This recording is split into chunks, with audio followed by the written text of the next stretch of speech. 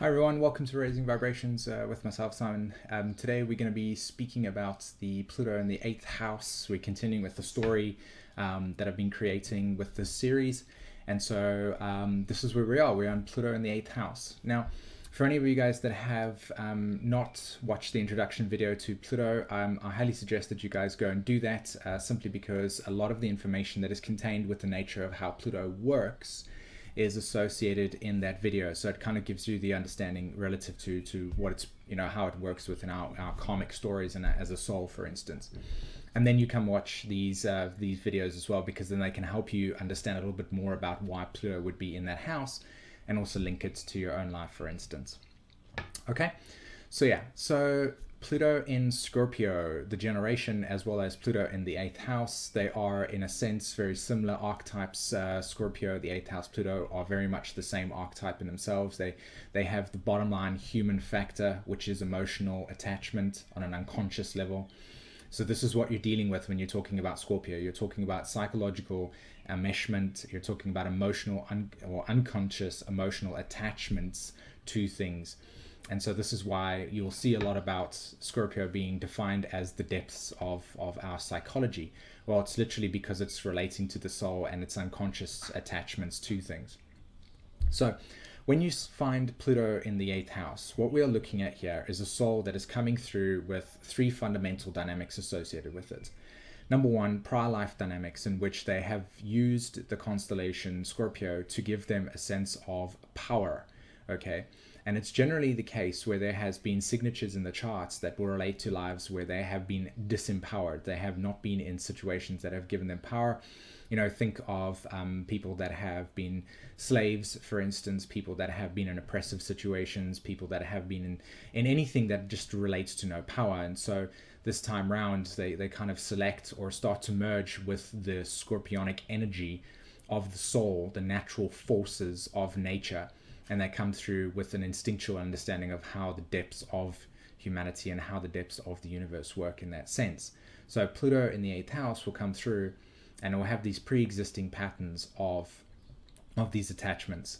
Now, that's the one dynamic. The second dynamic is that obviously through this fundamental experience, we're looking at another three sort of like really, really strong associations, characteristics, offcuts of that understanding, that Pluto in the 8th house coming through with empowerment.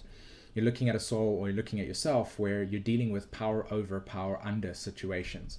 Whenever you're feeling powerless in a situation, you're prompted to confront that situation through a crisis, feeling powerless in that situation, and then confront it, Scorpio energy, and then to osmose with it. In other words, to merge totally with the process with absolutely no regard for whatever process is needed. You're just going to go for that thing and emotionally attach to it, and then actually literally suck the life out of it, as it were, if I could give a metaphor, till it becomes you. And then through that process, you are empowered.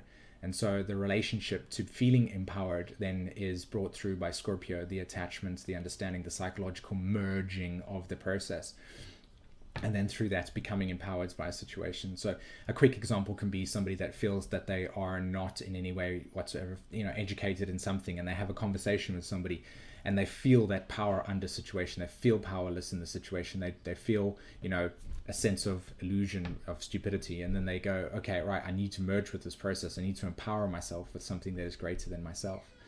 Now, as this process happens, it creates then this dynamic where the boundaries are associated. So I create a boundary within myself. That boundary is my limitations. I confront my limitations through feeling disempowered by the process. I then expand my boundary openly, a little bit more in front of me. I bring that into my reality. It becomes more of who I am. And then you slowly go through that process, just opening up your boundary, osmosing with something, whatever reflects power to you.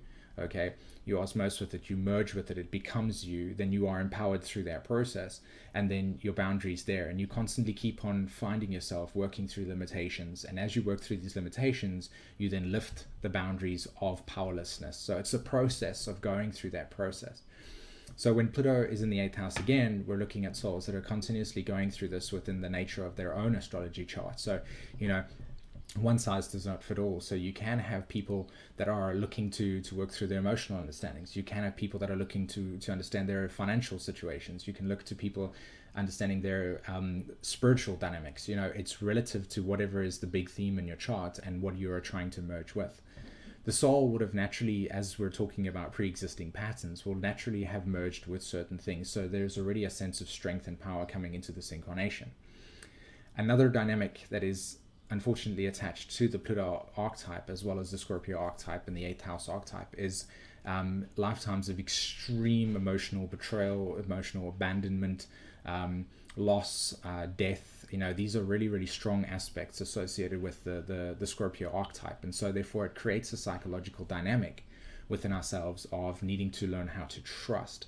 But it's not a case where you have those things. It's more along the lines of the experience or the wounding that is left with things that have been mistrust, things that have had experiences where you've lost you've lost something, or something's betrayed you or abandoned you.